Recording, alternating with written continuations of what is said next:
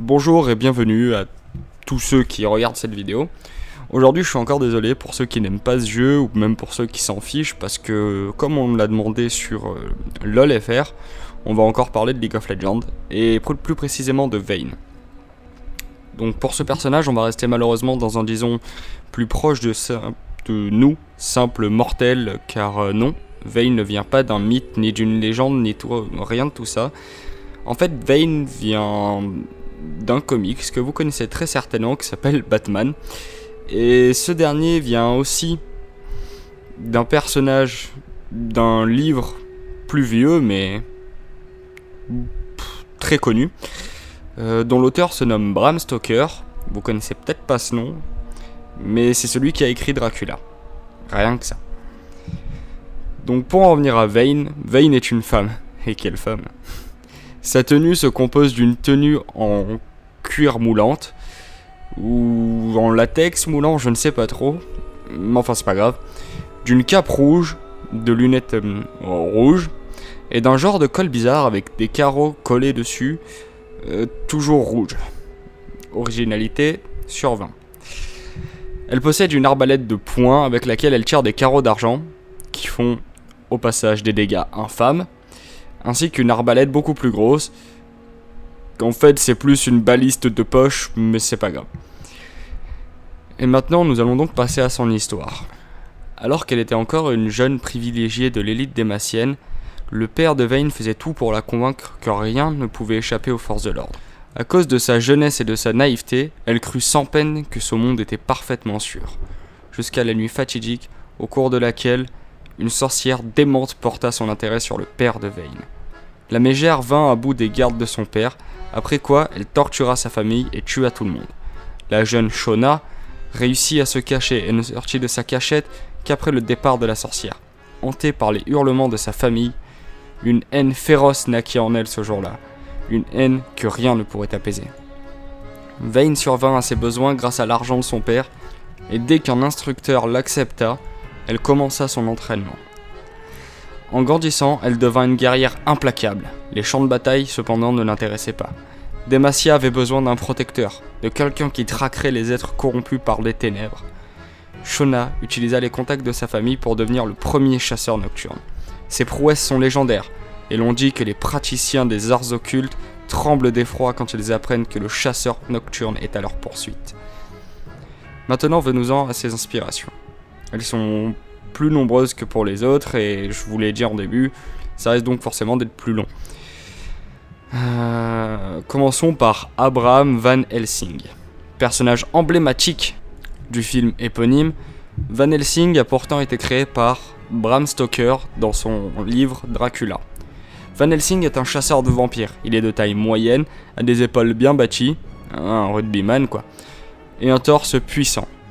Il a un visage qui déborde de vie et d'énergie, il est toujours bien rasé, a une grande bouche, un nez droit, des sourcils broussailleux, et ses cheveux sont roux, et ses yeux sont bleus.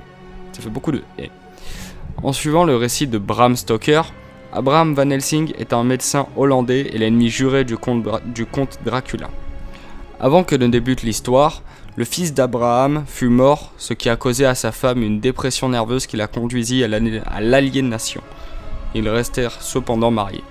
Il entre dans l'histoire quand il est contacté par son ancien élève, Dr. John Stewart, ou Seward si je dis pas de bêtises, pour apporter son aide à Lucy Westenra, une femme qui avait courtisé le Dr. Seward, mais qui lui préféra Arthur Holmwood, devenu plus tard son fiancé.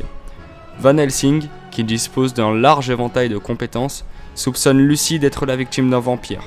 Lorsque Lucy meurt et devint une vampire, Van Helsing révèle ses soupçons et avec Arthur Holmwood suit Lucy jusqu'à son cercueil pour détruire sa forme vampirique afin que son âme puisse reposer en paix.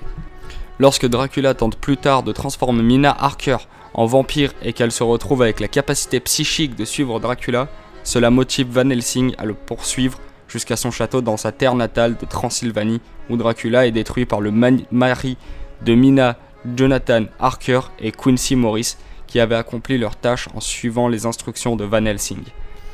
Après la mort de Dracula, Van Helsing resta un ami de la famille Harker. Il perd un être cher et devient en quelque sorte un chasseur de vampires.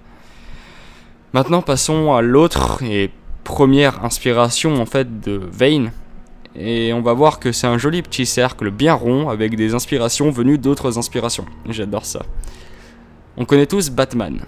Et je vais en survoler les plus grandes lignes parce que pas tout le monde le connaît en profondeur et c'est pas vraiment le sujet de l'épisode. Mais bref. Bruce Wayne, alias Batman, alias le héros le plus badass de tout DC confondu, est un homme torturé qui a vu bien des horreurs dans sa vie, la première étant la mort de ses parents. À la sortie du théâtre, un homme braque ses parents et finit par les tuer, puis fuit avec l'argent, et c'est là que Wayne fait son choix. Il anéantira le crime, puis, alors qu'il est dans son bureau, quelque temps après, une chauve-souris passe par la fenêtre. C'est décidé, il deviendra un symbole qui frappera de terreur les criminels. Il deviendra Batman. Grâce à la fortune de ses parents, il se fera faire un arsenal entier d'armes, de costumes, etc., etc. Toute la suite, vous la connaissez. Tout ça pour mener à bien sa croisade contre le crime. Il est souvent aidé par la police, mais ça, on s'en fiche.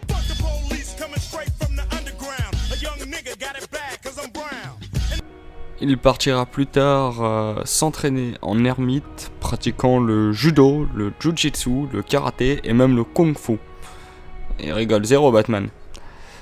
Tout cela ajouté à son intelligence, son argent, ouais, il est riche, hein, faut pas l'oublier.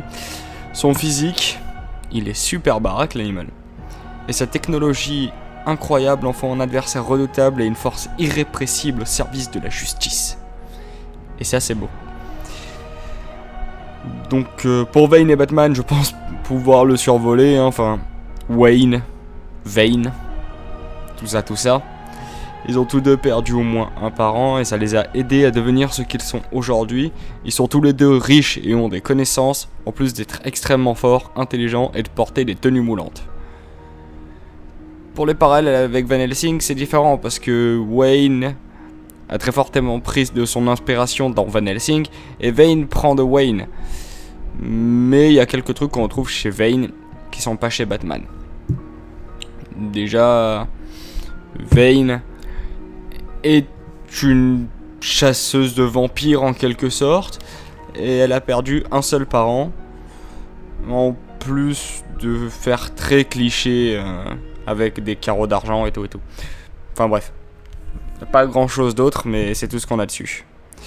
Donc en bref, Vane est fortement inspiré de Batman qui est inspiré de Van Helsing, mais comme j'ai voulu remonter plus loin, j'ai cherché et je suis remonté jusque là. Voilà, j'espère que ça vous aura plu, même si c'est un peu flou, je l'avoue. Dites-le moi dans les commentaires si ça vous a plu, s'il y a des choses que vous aimeriez rajouter, ou s'il y a des sujets que vous aimeriez que j'aborde. Je vous dis à très bientôt pour les prochaines vidéos, et peace!